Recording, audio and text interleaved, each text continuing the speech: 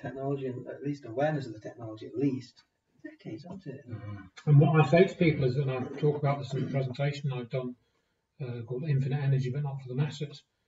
That if you think, again, people say, "Oh, that's rubbish. We can't be having free energy because, if we'd have it because of all the environmental concerns. If you invented a free energy device, you'd be a millionaire. No, you wouldn't, because what the history shows is Tesla. It shows Stan Meyer. It shows Ariane de Geus, who designed this sort of self-powering battery. People like him. What happens is you can get like this Lockridge device, for example. That was a free energy device. I'm convinced that was real, but it had two problems. One is it would only provide 300 watts of power, which isn't enough to even boil your kettle. It'll run 3 light bulbs and that's it, which of course is pretty much enough if you're in a little caravan. You can charge your battery up with it and stuff. And the thing is, you need to manufacture it as well. So there's many people that have built free energy devices. In fact, I went to see one not too far from here a couple of years ago. The problem with that device was you could only run it for about 5 minutes and then it would overheat and it would break it with the parts and it would break. And that's the problem. You can build these things as circuits, and so forth, and they can produce more energy out than they put in. But the problem is you can't run them for long enough. So you can't run them to use them to run your house, even if you build them yourself, because the parts wear out quickly, or it overheats, or it breaks, or you need to replace one of the parts after a few weeks of operation. And so to resolve those problems, you need to get into an industrial design situation with a team of people, manufacturing facilities, machine tools, CNC machines, etc., test procedures, quality control. What does that cost? It costs a lot of money. You're talking. If you want to get a device engineered with metal parts or whatever, you're gonna need £1 million, $1 million to get going into production, and then you've got to advertise it, whatever. And you can't do it because as soon as you get to that scale, health and safety people get to know about it, taxman gets to know about it, lawyers get to know about it, local figures get to know about it, and they talk to their contacts, and that's when somebody will come in and scrap up the project. It's happened time and time again. And I have heard from somebody that what happens is, if you build a free energy device, right, and you switch it on, and it produces more than 3 kilowatts, it's detected. They have some system where they can detect when such a device is switched on, wherever it is on the planet. Wow. So you will get a visit. And I think that's probably true. I think knowing what we know about field effects and stuff, which is what happened on 9/11, and the way that the NSA can read a newspaper from orbit with the spy satellites they have, they've got to have something like that. They'd be stupid not to if they're trying to protect that sort of technology. They're going to have that. So I reckon that if people want to know why we haven't got free energy devices, it's because it's not allowed. It's not allowed by the people that run the planet. And anybody that sort of breaks that rule, they'll get a visit. And Stan Meyer was poisoned. John Bedini was threatened when he developed another technology. They threatened to kill him, and Tom Beard, and he was threatened with death. That was in this other video. That's what happens. It's happened to people, folks. So you might think, oh yes, we're all environmentally friendly, and they want to protect the environment. No, they don't want to do that. No. They don't. They give that appearance. They've got to give that appearance, else they wouldn't get away with what they're doing. Yeah, there's always got to be a front where people can attach to, so they kind of give it their credence or whatever. And look what politicians do to get voted in. Exactly. They'll tell you what they want you to, what you want to hear when you're they'll tell you what you want to hear when you've got to vote for them. But once they get into power, most of that is completely reversed. And this happens all the time. Why are people waking up on that? Hang on, this is no. All the policies they say, we're going to do, and out of them, very few they go through with it and do it. Or they'd say to themselves, well, the Conservatives did that, so this time I want to vote Labour this time, Yeah. you know, and that's what they do. That's And then, just yeah, fine. exactly. So Hegelian dialectic Yeah. again, you're caught up in a fake set of Yeah, arguments. exactly. And Yeah. okay, yeah, occasionally you get some good guys come along. I think, for example, that Ken Livingstone is sort of one of the good guys, really. He's a newsletter. In fact, even quite not too long ago, maybe about a year or so, he actually talked about Zionism, and that got onto Really? BBC radio. Yeah, I heard it. I'd never heard the BBC use the word Zionism in any news report. Okay. I know George Galloway sometimes. Yeah, he's a bit of a loose cannon, Yes, I think. yeah, Galloway. he is. Yeah, he is. He's Yeah. something. Yeah, I think he's controlled that position basically. Yeah, I think so. Ken Livingstone. I mean, Richard Hall played a clip of him talking about MI5 photographing politicians with young boys. You know, Ken Livingstone actually said that on an interview, and that was Richard Hall put that in his presentation. Here is a clip of Livingstone speaking in a radio interview, which was highlighted to me recently by Neil Sanders. And I mean, I remember I was raising in Parliament up against Mrs Thatcher, the Kincora Boys' Home, where boys were being abused, and MI5 was filming it because they were hoping to be able to blackmail senior politicians in Northern Ireland. They were hoping to catch one of Ian Paisley's MPs, and they never did, and give themselves some leverage. So the truth is, there's been an awful lot of covering up of paedophiles and paedophile rings for decades and decades. So, you know. Was it Ken Livingstone got all that anti-Semitic thing put on him? Yeah, he did. That was yeah, mentioned Zionism. That was about yeah. a year, 18 months ago. Yeah.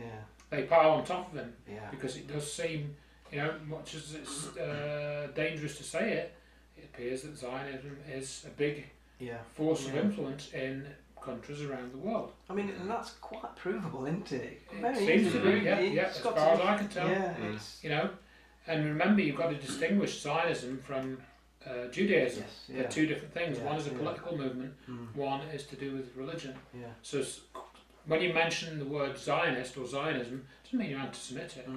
You know. Well, doesn't anti-Semitism relate to the language more than? Yeah, it relates. I think the Hebrew, Semites were a particular group of people that came from a particular part of the world. Yeah. I think. It relates to, I don't know if it. I've read somewhere it relates more to the language than the Yeah, religion. I think you could be right, except I think it might be to the area of the world. It could be, then, it could be. That area of the world was used to attach to a language which was spoken in that area of the world. If you see what I mean. I know it's not how we think it is. No, that's no. what I've read. Yeah. So. And so then people often fail to make that distinction. Yeah. But then that whole issue is radioactive, and people don't go near it, and they Exactly. don't talk about it. Yeah. You know, even more so than with 9/11. You can talk to people about 9/11. As soon as you start talking about the Jewish side of it. And in fact, it was David Cameron who did that speech at the EU, I think, about 2.5 years ago, 3 years ago, where he said that, we've got to watch out for these people who say that 9/11 was a Jewish plot. The peddling of lies, that 9/11 was somehow a Jewish plot, or that the 7/7 London attacks were staged. I've seen that. I think it was on Ken O'Keefe. I think he posted that and he kind of dissected it a bit because his angle is very much on the kind of more military. I met Ken O'Keefe. Yeah. Have you?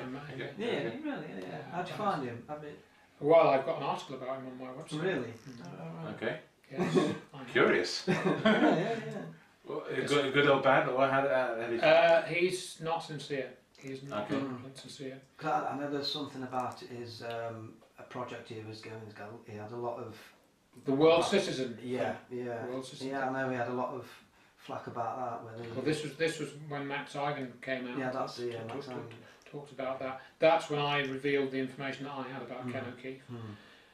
Ken O'Keefe is another example of a researcher that's been compromised when it comes to talking about 9/11. The long and the short of that is that I met Ken O'Keefe in it was May 2013 at a conference in Edinburgh called the Awakened State Conference, which was organised by some people there. And he was invited to that conference to fill in for another chap called Tony Farrell, who'd cried off. Tony Farrell was an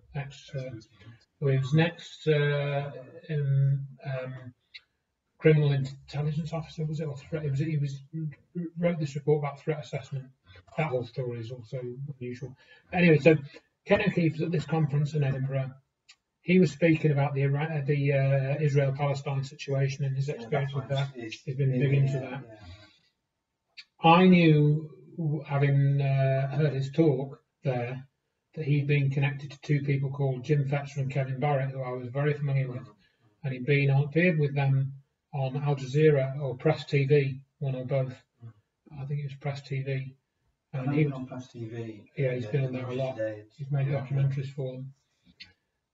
So I warned him about Fetzer and Barrett because I knew they were dishonest. I've written about them in my book when it comes to what happened on 9/11. And Ken O'Keefe sat through my talk, which covered all the energy stuff, which we've just been talking about, free energy devices and how they've been suppressed. And then I connected that to 9/11. Free energy technology has been weaponized in Black World, and it was used to destroy the World Trade Center. That's a fact. And he heard all of that. And then after the conference, I travelled down to York with him on the train. So I was travelling down to Derby, and I think he was going back down to London, I think. And I travelled down to York with him on the train. So I spent about an hour on the train with him. And I was going through my other presentation, which was how the 9/11 cover-up works. Explained all that to him, showed him the Where Did the Towers Go But. I gave him a copy of the Where Did the Towers Go Book in 2013. A couple of weeks after that, I spoke to him on Skype, and he said, yeah, I get what you're saying. I think Dr. Judy Wood is spot on. I think the energy weapon technology he's looking at. I set up a Skype call with him and Dr. Judy Wood, and he would speak to her for 3 hours. And he said to me, I'm starting up this program on the People's Voice, which was the David Icke vehicle, which was running at that time. It's called Ken O'Keefe's Middle East, and I'm going to do this program about 9/11, and I'd like you to come on that. To me, he said that. I said, yep, no problem, I'll come down. When do you want to do it? 24th of November, he says. Okay, I'll look into that, man. That was in about September, October time, something like that. Maybe August. It's all in the article on my website. Never heard back from him. I emailed him a couple of times, nothing. And then I just left it, and then about a year later or something, he's done this 9/11 special, which is about an hour and a half long. Yeah. And he gets to about an hour into it, and who comes on the screen? Chris Berlin. Chris Berlin, who's another 9/11 researcher. And he's talking for a half an hour about thermite and how thermite was used to destroy the towers. And I personally explained to Ken O'Keefe that was deliberate disinformation, and I explained to him why it was deliberate disinformation, and yet he let Berlin spout this disinformation for about half an hour, didn't pick him up on it, didn't challenge him at all. Chris Berlin on his website has an article about how Dr. Judy Wood is putting out disinformation, according to him, even though he doesn't have any science degrees. So I, at some point, wrote to Ken O'Keefe, and he made no apology for this. And said, look, why don't we do a video? Because he wanted to talk about Zionism and Palestine and all of that. And I said, let's do a video. You explain to me, because I want to learn a bit more about that, because there's bits I don't know about that. So you tell me about the Zionism stuff in Palestine, and I'll explain to you the energy connection and what happened with the towers and all of that. And I'll come down to London. I'll bring my cameras. I'll buy you lunch. I said to him, and we'll sort it out. And I'll record it, I'll edit it, and then I'll send it to you. And then when you're happy with it, I'll post it. And at first he agreed, and then he backed out and declined. He wouldn't do it. And then a couple of years after that, that's when the Max Ivan stuff came out. And Max Ivan said that O'Keefe was taking in all this money for this World Citizen Project. He says he was going to pay it to these lawyers to get this contract drawn up, right into law. And the question was, well, what law? Whose country? International law? Why aren't you employing these lawyers that are familiar with international law rather than these other lawyers? A lot of questions were asked because he'd taken in about $10,000 or $20,000 to pay legal fees or something. And then at some point he said, I don't think we can do this or something. It's all on Max Ivan's blog. And that's when Max Ivan said, who is this guy? Who is this guy that can get into Palestine and wander around there, when there's other people that are on a no-fly list for doing less than Ken O'Keefe's done? He was asking these sorts of questions. And I always wondered about that, why Ken O'Keefe could get into Gaza Strip so easily, or maybe not so easily, but apparently he was able to go there and film where other people couldn't really go. Why did he have this access? I know he says when he goes through custom, he gets treated like a terror, he got beat up and stuff like that once. It was all. Apparently, yeah. I mean, Ken O'Keefe, I think, is quite on the Palestine and the Jewish thing. He's quite on it. Yeah. But he doesn't deviate outside of that. No. He doesn't. It's another that's one. What I find. Yeah. Focused on that area. Yeah. But I mean, I take what he says on that. Yeah. I do as well. Quite, and that's why I wanted. That's why I wanted to do that interview with him. Yeah. Because he, to me, seems to know a lot about that, and he's a very good speaker. You know, he's very passionate. He's very, he's quite, but he also seems to be quite respectful to other people. Certainly respectful to me when I spoke to him about 9/11. He wasn't respectful to Max Igan, though. If you read some of the exchange between them, I mean, they were friends, weren't they? Yeah, they were. They worked together. Yeah, they did. Yeah. You know, but I mean, Max Igan also, he's another one that's. He hasn't talked about 9/11 either. I talked to him about that one week because I had an exchange with him about this kind of key thing we've just talked about. But you see, Max Igan's a guitarist, you know. He's not a scientist. So why isn't he looking at a trained scientist, at least, you know, to show him certain things about 9/11? Yeah. You know, why is that not respected by people in that context? Okay, we know that certain scientists have vested interests, as we've alluded to. But look at it carefully. Is this scientist being treated well by the establishment? Have they lost their job? Have they been booted out? Have they been lambasted? Have they been vilified? You know, look at those sorts of questions. Are they allowed to go on mainstream TV and talk about the issues that they've researched and found out about? Not Judy Wood. Ken O'Keefe gets on BBC Hard Talk. Yeah, he's been on that. Yeah, a couple of times, hasn't he? I think he has. Yeah. Dr. Judy Wood's never been on BBC. You know. So you know. I mean, that's how I'm a mechanic. I mean, all this, you know, about the Palestine thing, I'm totally in agreement with that. And the Zionist movement they put in, totally agree with that. You've just got to ask yourself who's got the most helicopter gunships, Israel or Palestine? Yeah, exactly. You know? I mean that right there, you know. I mean, the thing is, a lot of things what Ken O'Keefe said about Palestine, I've heard before. Other people have said it, but he kind of that's his area of, you know. But yeah. But you know that's it. You can be focused on one area. But what I've said to people and what I've tried to get people to do is just say, look, if you're looking at 9/11, look at Dr. Judy Wood's website. She had a court case in 2007. Look at the details of that. She sued these contractors. I'm not going to talk about that anymore. You need to go to that website, read that book, watch the videos. Done. How long does that take to say that? 1 minute? 30 seconds? Do it.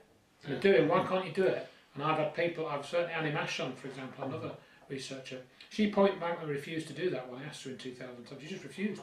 She refused to mention the court case, claiming that it was based on speculation, which she, as a former intelligence officer from MI5, according to her, she said, that's bogus. You don't set up a court case with speculation. You can't do it. It's not admissible. It wouldn't even get into the system. You know, it would be thrown out. So she was lying. She was lying. She was covering up. Yet she claims to be telling the truth about 9/11. Last time I saw her in 2010, she just walked off. Didn't even speak to me. You know, what does that tell you? Yeah, exactly. Yeah. You know, she stayed at my house. I helped her and David Shaler, do 9/11 talks in Nottingham in 2005, and Willie Rodriguez in 2007. She walked off last time she saw me. You know, because she knows that I'm telling the truth and she isn't. That's why. This is it.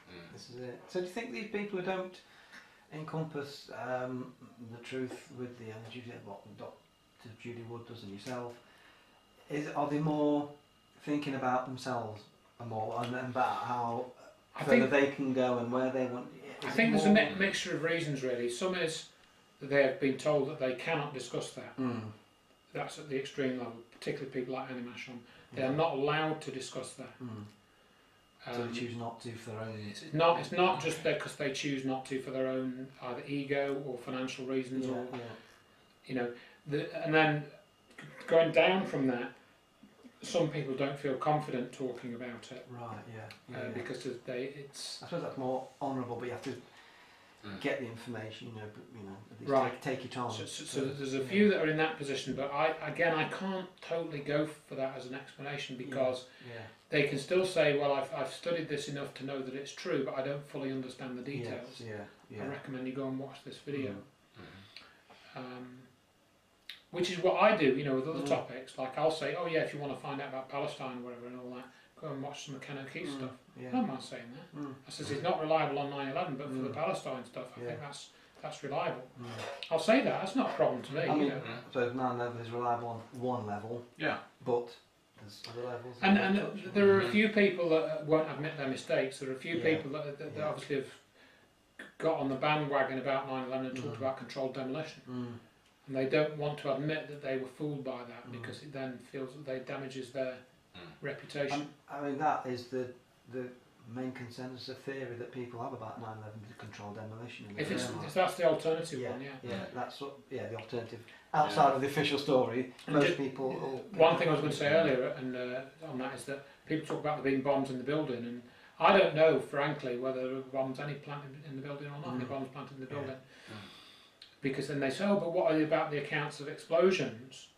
And I'll say, well, as Dr. Judy Wood says, everything that bombs go boom, but not everything that goes boom is a bomb. So you have to distinguish between explosives and explosions.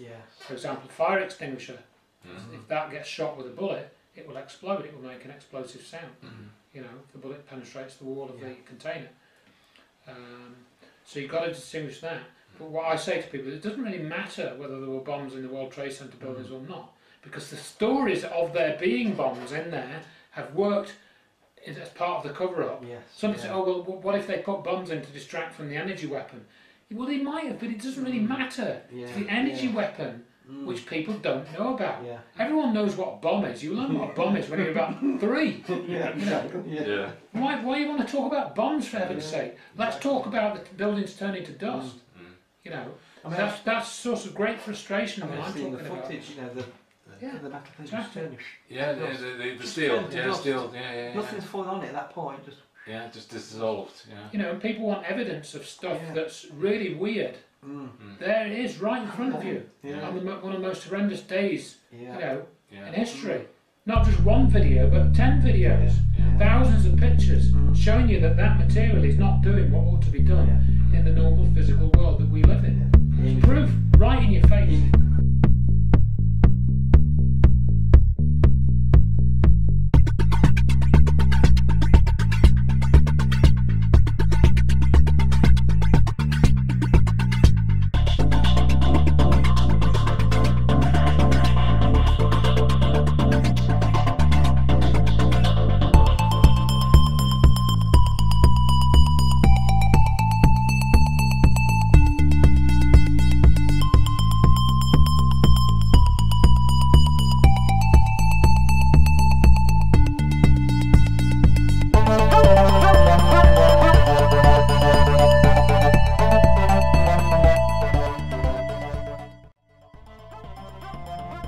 People say, well, you don't know of a technology that did that, so therefore it didn't, happen. Wait, you start out with determining what happened first. It's very important, because if you start out with what you know, you won't get there because you've never seen this before. But we know it happened, so therefore there is a technology that exists that can do this.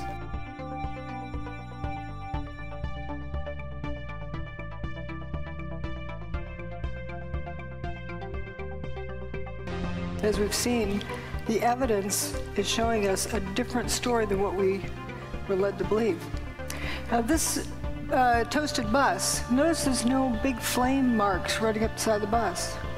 No scorch marks. We have also this vehicle that's already rusted. You can see Building 7 is still standing. Every car up this road was toasted in some way.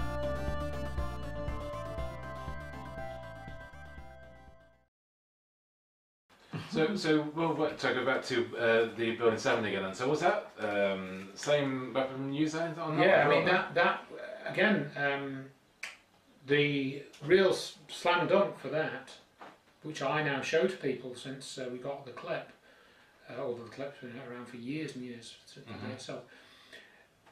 There is a video which I've made. It's 2 minutes long, and it's an interview with a. First minute is the destruction of the Ocean Tower building, which I think was in Florida, which they built. It was some type of hotel complex which was built on some dodgy ground. I think there was slightly shifting ground or something, and not firm. and the cracks appeared in the structure after they built it, and there was a big argument and blah de blah de blah. Was it the Ocean Tower? Yeah, it was. And they eventually, after about 5 years, 6 years, 7 years, had to demolish it because there was nothing else they could do with it. You know, it was going to be. They'd already spent about $50 million on it to develop this complex, but then they realised they'd shot it. They couldn't build it because it was too damaged. The building was already too damaged.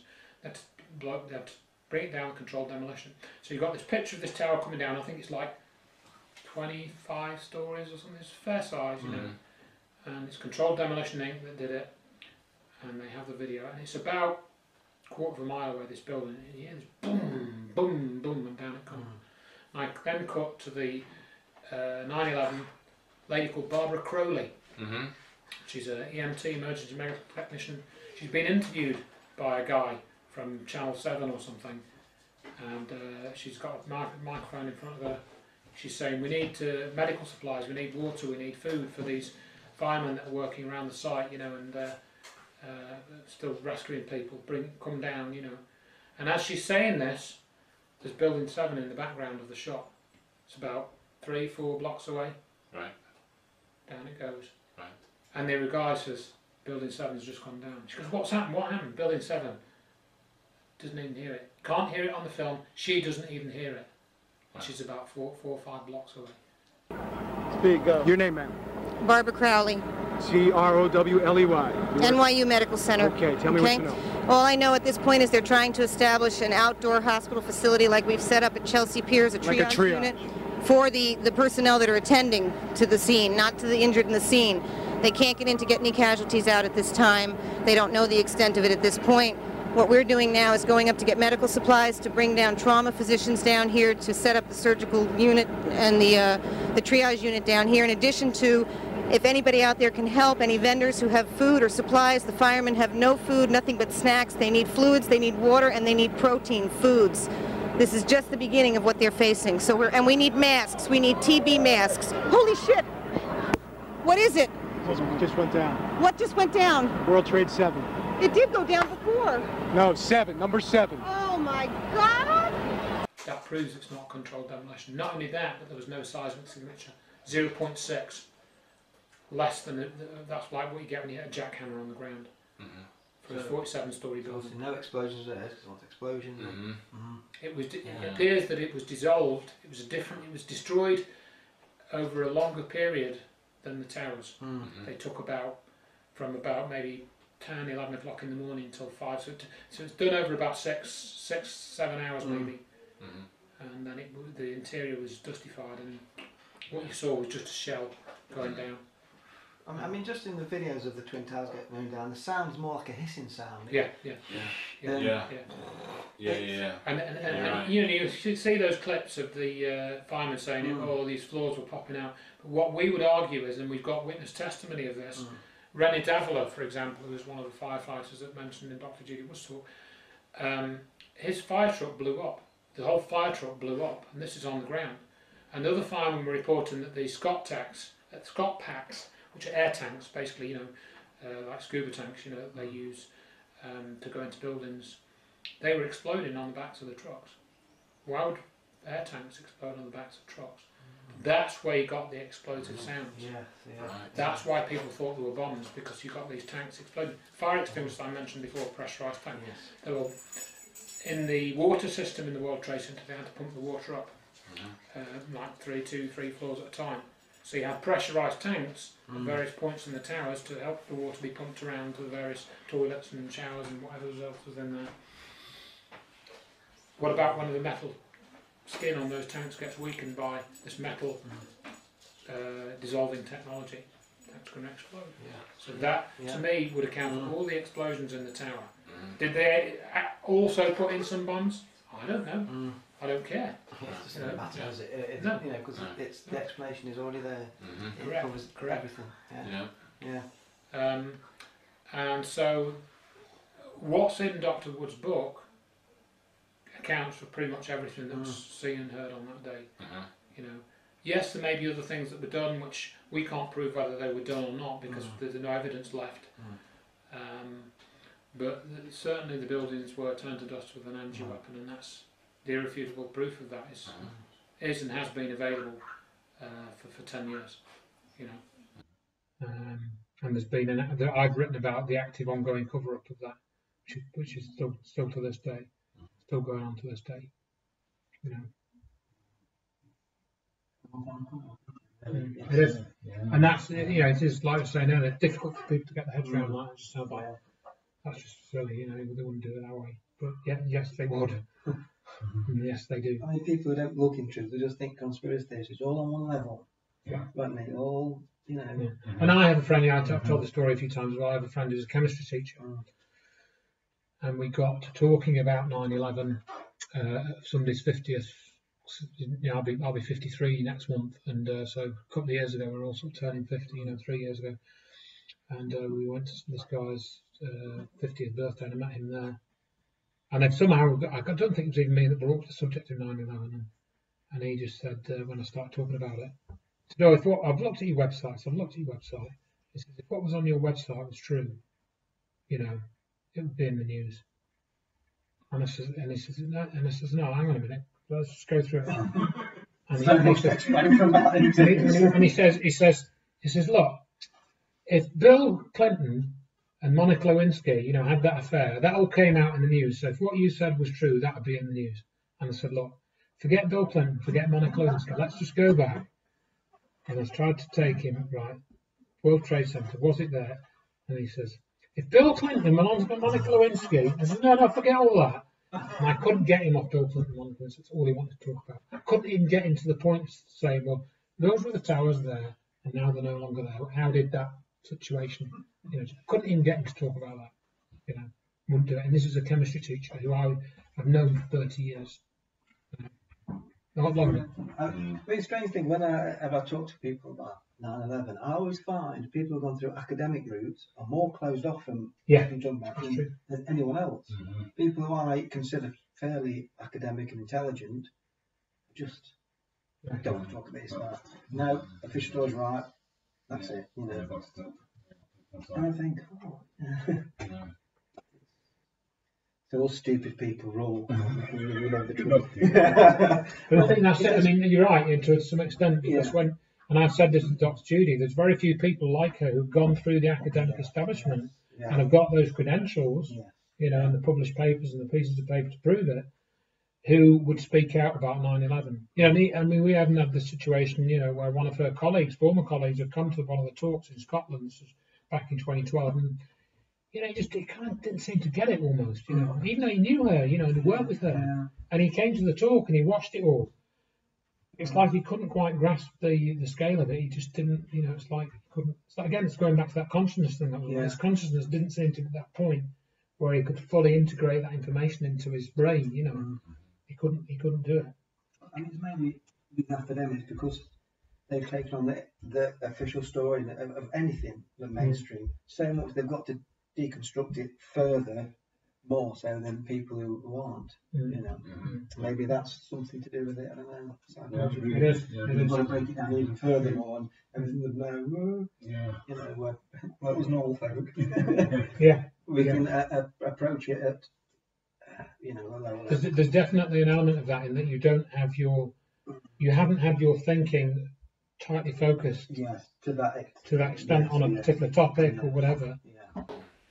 And being able to bring to bear other expertise, like you know, what I've tried to contribute is an analytical process, if you will, because that's what I had to do in my professional work. I was doing a lot of analytical work, breaking things down at a small level and debugging things.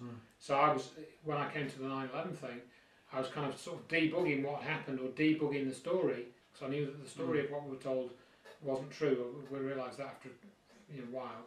And I was kind of debugging that story, and then I realised there was another program which had errors in it, so I was debugging that. And that's because that was my mentality. So this is my mentality, you know. And some people don't choose to use their analytical skills and apply it to these areas. And it's still oftentimes it's a lot more difficult anyway because of the noise, noise factor. I mean, you could read someone who was debunking something that's so obvious like 9/11, and if you come into that, you could easily believe that. Oh yeah, definitely. You could easily go, it must be tempted. Well, I believe that when I first heard it, I thought, oh my goodness, that is terrible. Yeah. But then, obviously, I started hearing other things, like I heard about the Bush's family. The Bush's, one of the brothers has a security firm, and the security firm looked after the Twin Towers, and they let this van go in at one point. They stayed in 4 hours, and being like, that's very strange as well. I thought that was, just things like that. I don't know if that's true or not, but that's what I heard, started hearing, and I thought. And I was finding debunkers only tackle very, very tiny aspects of it, and it's all the same bit. It's always about building 7. It's all about, and they'll only tack it on the thermite level. That this just the controlled demolition level. That's all. Anything else? So that's typically the way the debunkers operate is they'll typically pick 1 or 2 things and debunk those, or sometimes not even debunk, but claim to debunk. Yeah, exactly. And then that's it. They can't. Again, it's that mentality of not being truly honest. And admitting there are things that you don't know, and things that you haven't seen. And that's one of the big things. And debunkers will lie about things. They'll claim things that aren't true. But then again, going back to the actual thermite, as you said, that story was put out because it was debunkable. That was one of the reasons. And so you'll get these things put out which are debunkable because they're wrong. Same with. And they attach it to whatever the truth. So people look at that and then discredit everything, and that's how it's I've structured almost, isn't it? It is. I've had this little thing with this book I've just put out, this Climate Change and Global Warming book, and I made a video about it, and somebody put some comments about the YouTube video and said, it's just conspiracy nonsense from top to bottom. I hadn't read it, just put that comment, and I said, so which bits are wrong then? Can you send me some corrections, please? So he did actually post some corrections to one of the sections, which was about this myth of the consensus, where they claim that there's a consensus of scientists agree that anthropogenic global warming is real. And I sort of looked at those links, 2 of which, one was to Wikipedia, which isn't reliable, and the other is to Snopes, which isn't that reliable for certain topics. And I said, well, look, I don't really want to trawl through all these YouTube comments, so can you email me these and any other comments that you've got, so I can maybe look at them and integrate them if they're correct. And he's never emailed me, No, I agree, see. He hadn't gone into all the other chapters that I had. He just picked on this consensus issue, which you can sort of argue a little bit, but not really. And so they'll try and, if you try and get them to put their name to these comments, oftentimes they won't do it. They'll use a false YouTube name or a false internet account name or something, and they won't. And that's one of the good things about Facebook that I've mentioned to other people, that when we were posting a lot of these arguments on forums, and you're getting these debunkers coming on, they'd use anonymous handles, just random names, and you oftentimes couldn't, like one that was particularly nasty on the UK 9/11 forum was a guy called Gravy. He just had this name Gravy, what's that, But then if you go to Facebook and you get comments, quite often if you click on their profile, you have a better chance of telling whether it's a genuine profile or not. If it's a genuine person, you might see pictures of pets or where they've been last week, eating out and stuff. Whereas on forums you can't do that, so that's one advantage of Facebook. We've actually got fairly decent Facebook group that's focused around 9/11 research, and we more or less can keep the trolls out of that. We've managed to keep the majority of the trolls out of that, and they pretty much reveal themselves fairly quickly, and when they come out, we can usually deal with them within like a couple of hours, because it becomes clear what they're up to, and they won't. We tell that we have a Facebook section which they've got to read, and if they read that, if they're honest people, they should realise that there's stuff they need to study. If they want to know and learn and find out stuff, they should read that and think, oh wow, I didn't know that, I need to go and look at it. But if they're not and they want to debunk it, in other words, if they haven't read the about section properly, we can tell, because they'll ask some stupid question or make a stupid comment, Which you get a lot. We'll give them a chance, say, look, have you read it? And they won't answer the question. So have you read it? Won't answer the question. Have you read it? Won't answer the question. So read it. Watch it. You won't be, if you watch all of these videos, this is what I say to people now, if you watch all of these videos, right, that's going to take you 7 hours. So I'm not expecting you to comment for at least another 7 hours. Maybe it's going to be the end of the week by the time you've got through them all, or 2 weeks. Come back and comment then when you've gone through all of it. Next comment. Oh, well, what about bombs in the building? 5 minutes later. Oh, right, so you've watched all the 7 hours of video. So that gets rid of most, you can spot them from that. If they want to argue before actually going through the 7 hours of video or more, I said, look, you need to study this if you want to learn about it. You can't just know it in 2 minutes.